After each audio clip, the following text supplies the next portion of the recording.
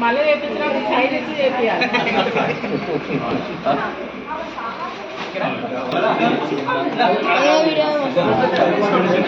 మంచిది ఉందా ఇస్తాను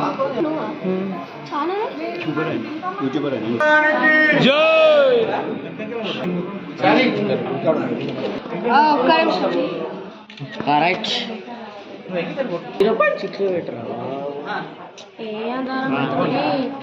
ఎక్కువ అంత డిమ్ బయట